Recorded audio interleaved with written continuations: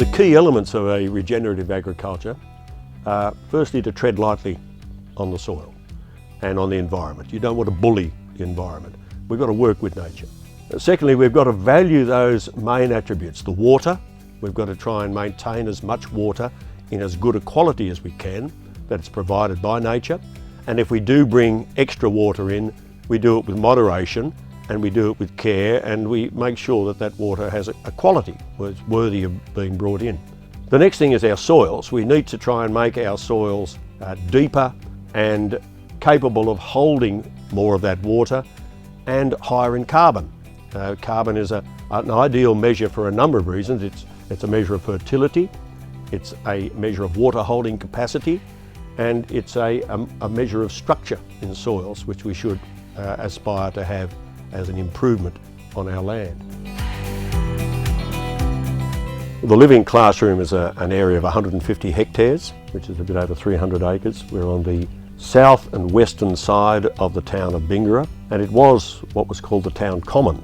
And about 12 years ago, a group of community people started to give some thought to what other purpose it might serve, rather than just being a bit of an eyesore on the edge of town. And we saw it as an opportunity to roll out 4 pillars of growth. One was education. We had a very low level of education achievement in the Shire at the time. The second was agriculture, but looking at agriculture as how it would progress into the future. The third one was tourism, and we were starting to develop a little bit of a tourism market at that stage. And the fourth one was conferencing.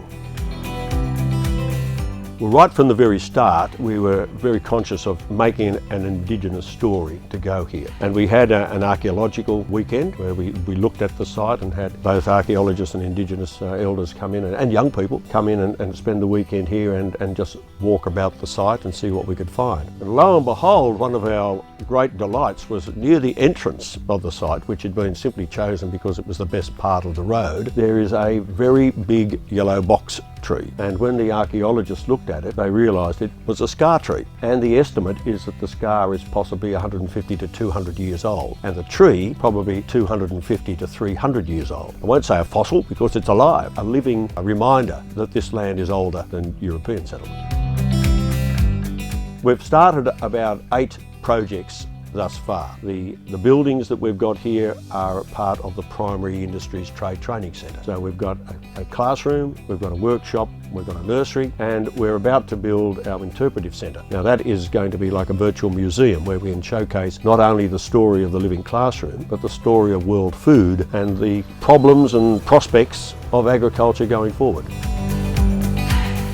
From those 4 original concepts, the project has begun to go in a number of different directions, including some very exciting ones, like with native grasses, developing bush tucker food and food options, showcasing ways to integrate different food systems from around the world, looking at ways of developing our soils and recovering our soil health, and controlling water on the site. We capture nearly all of the water which now falls on the site, and we hold it for a longer period because we don't have it as large areas of surface water. We try to get it into groundwater, and then to have means of developing the soil so that it will hold more moisture, ultimately be drought-proof.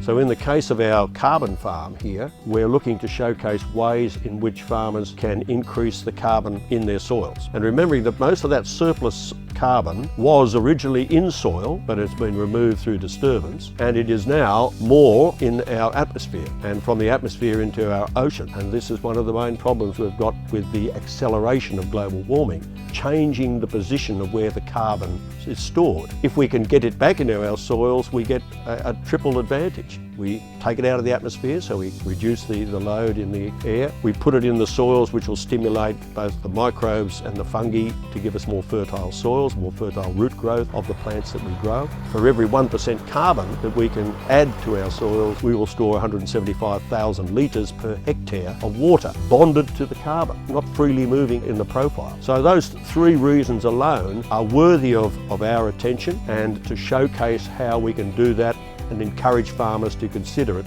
in their systems.